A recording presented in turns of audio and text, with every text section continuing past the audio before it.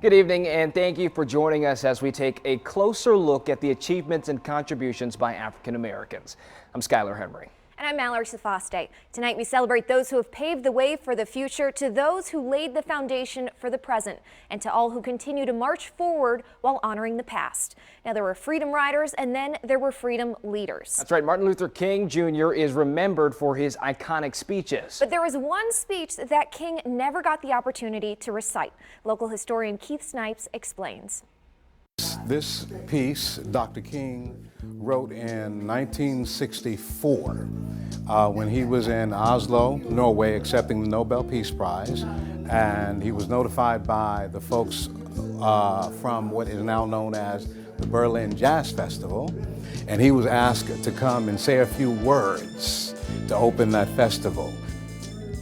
God has wrought many things out of oppression.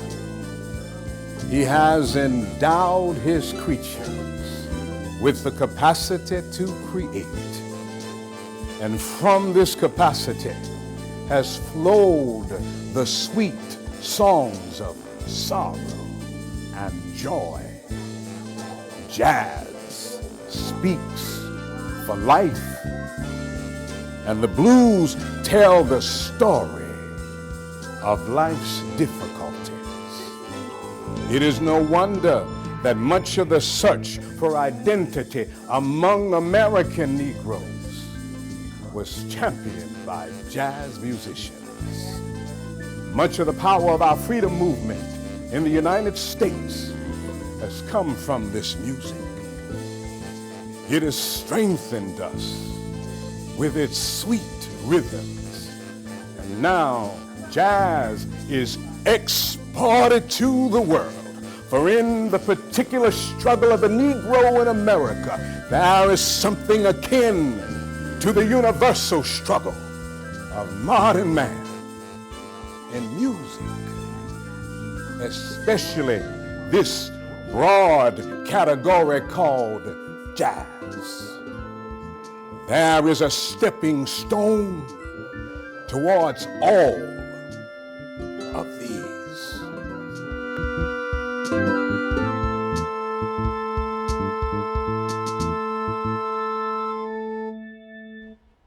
Every child wants to grow up and be something great. A president, an entertainer, a news anchor. But for many African Americans, aspiring to be something more came with injustice. Yeah, before Baltimore's first firefighters could fight flames, they had to fight segregation. Baltimore was short on professional firefighters because all of them had gone to the service. Baltimore didn't have any paid black firefighters. So my uncle Smokestack Hardy and 14 other black men became the very first auxiliary firefighters. These are volunteer firefighters. They couldn't go in certain neighborhoods. They couldn't go in certain houses. The first 10 paid firefighters were hired in 1953. The white people would say, I don't want them black firemen in here.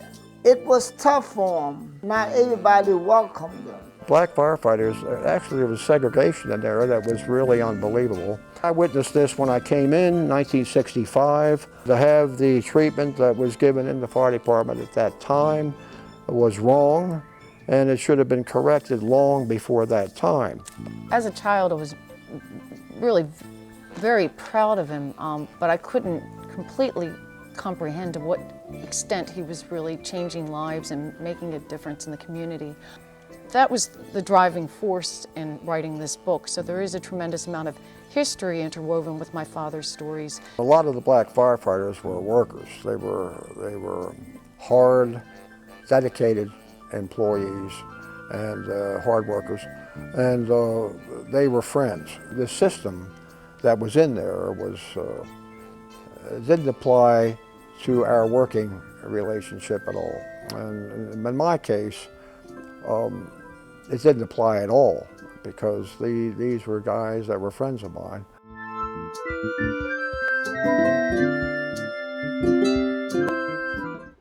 African Americans contribute to the field of medicine by the way of nursing, research, and becoming renowned doctors. Dr. Robert Higgins became one of Maryland's first. He's Johns Hopkins first African American department head and has made it his mission to diversify hospitals around the country. On January 19th, 1964, it all came crashing down. My dad was killed in a car accident. Somebody ran a stop sign. And my mother was widowed with 3 young boys, ages 5, 3, and 1. We moved back to New York.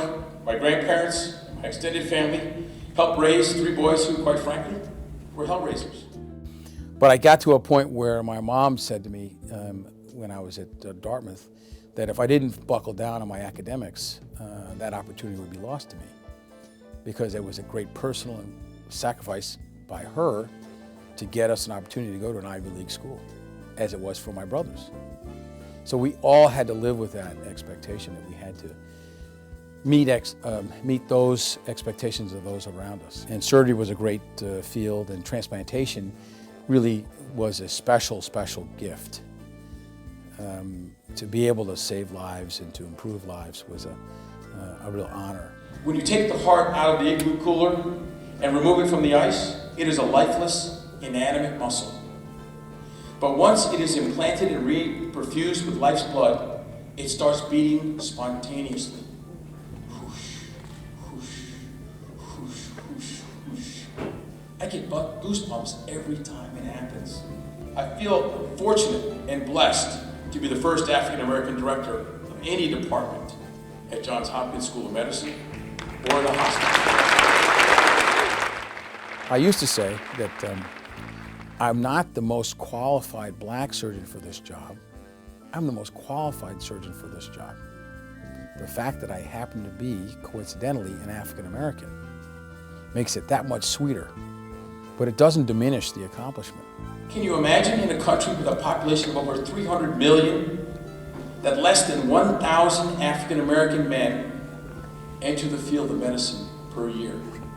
My mom is my hero and my role model. She committed her life to our success. She made so many sacrifices to ensure that we didn't follow the wrong path. But as a role model, I hope that a young African American or underrepresented person who has a challenge to go down the right path or potentially go down the wrong path, that they would choose the right path. And with the right kind of stimulus, the right kind of support, they'd pursue it.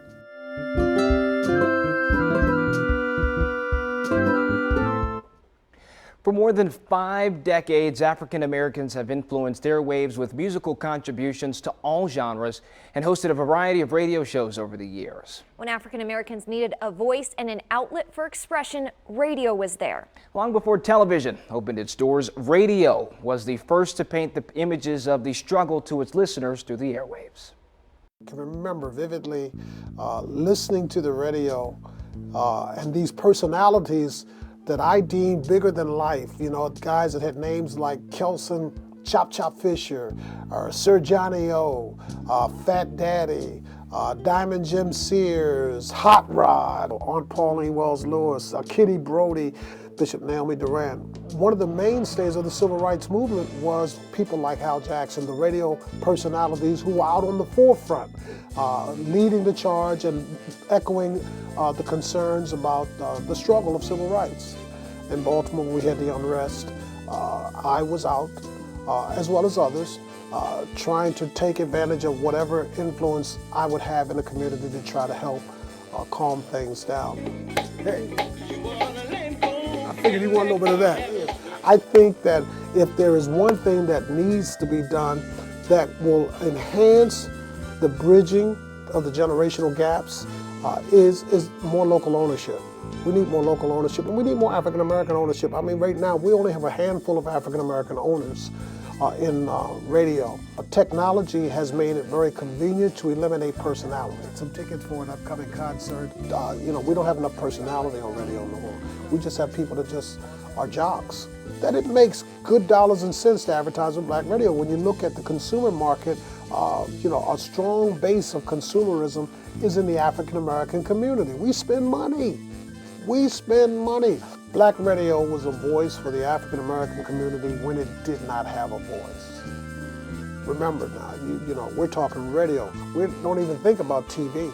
The bottom line is radio affords an opportunity for that music to be played and also endorsed by a personality, someone who I love listening to say, man, that's a great song.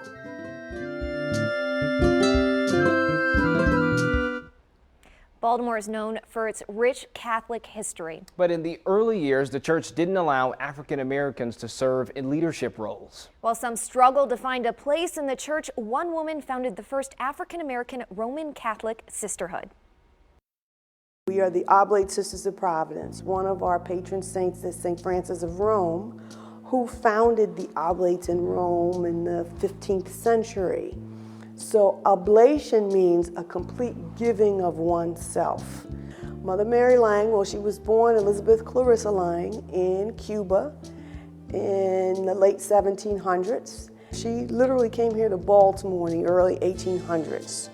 And she lived in a house, and she had a school in her house for children of color. So in 1828, it was then called the School for Colored Girls, which eventually became St. Francis Academy. And that was founded then. And then the following July 2nd, 1829, Elizabeth, two of her friends, and one of her students became the first 4 Oblate Sisters of Providence. We have survived slavery, we've survived a lot of different things. I mean, if you sit down and talk with some of these sisters, for many of the sisters, this was the only place they could come to be a sister. The other communities wouldn't accept them. So if they had gone to Catholic school and looked at these sisters and said, wow, I think I want to do that, and talk to them, they would get the response, oh, I'm sorry, but we don't take colored women. So this was where they came to be a sister. Well, this is an active community. We're an apostolic community, which means we go out. Our sisters, we were founded for the Christian education of children. Society is so fast-paced. Sometimes we're talking past each other. And if you just stop that for a minute and listen to somebody, they hopefully walk away, okay, they're at least a little calmer. Maybe they can think about their situation a little bit differently. Ahead, learn about how one Baltimore City public school helped shape the career of a renowned jazz legend. And see how a baker is rolling up his sleeves instead of dough to revive the legacy of the Royal Theater when Bridging the Gap continues.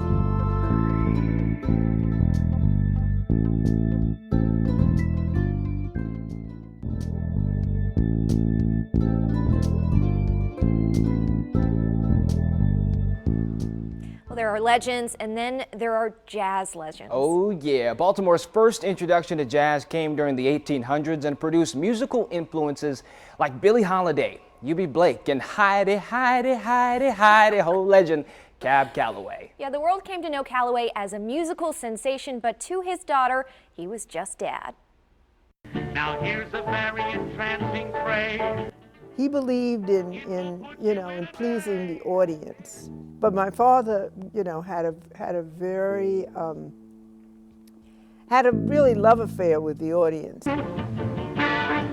His career was really molded through his time at Douglas High School in Baltimore. So your wife likes jazz music, eh?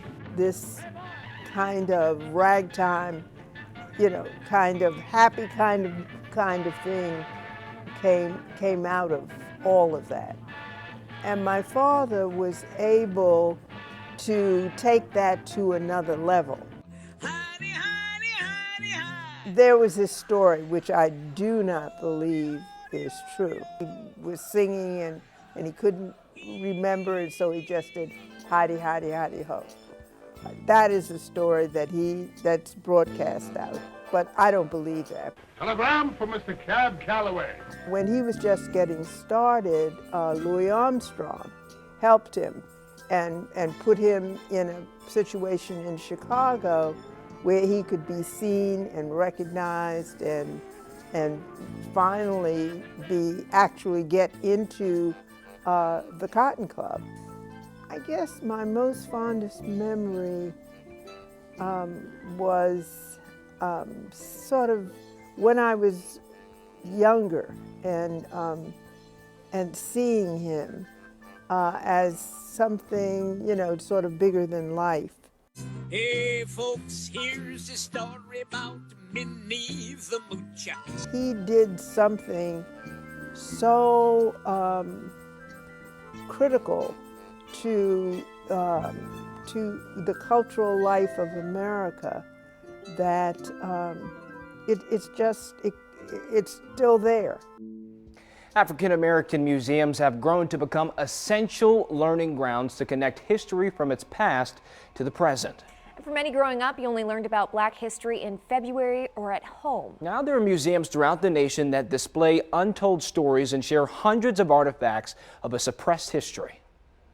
I think the museums are crucial. First of all, they tell the story. So you come here to the Reginald Lewis Museum and there are 400 years of Maryland African American history. You go to the Smithsonian Museum and it's 400 years of our entire nation, that history. I think what it does is it helps people understand. If you look at our history, and when I say history, I mean the American history. Because oftentimes you think there's Black history and there's white history, and while there are things that are unique to each race, really all of it's American history, because together all of us have made what America is today. I think we know more than we knew in 1954 and in 1964. So we know that we need quality education. We know what equal housing is and what it looks like. We know what voting rights are and what they look like. We understand that our children do not know our history. And the importance of these museums is to teach them that history. And then secondly is to give them a place to discuss how that history impacts them today. So I think the way that we bridge the gap is to really focus more on our history, because what our history does is, and when I say our history, I'm talking about Black history, I'm talking about American history, and I'm talking about them as a confluence. So when we focus on history, what we're really doing is developing identity. And we've been doing that. We have an exhibit called Kin Killing Kin, and one of the things our children learn from that is that African Americans and gun violence on the streets of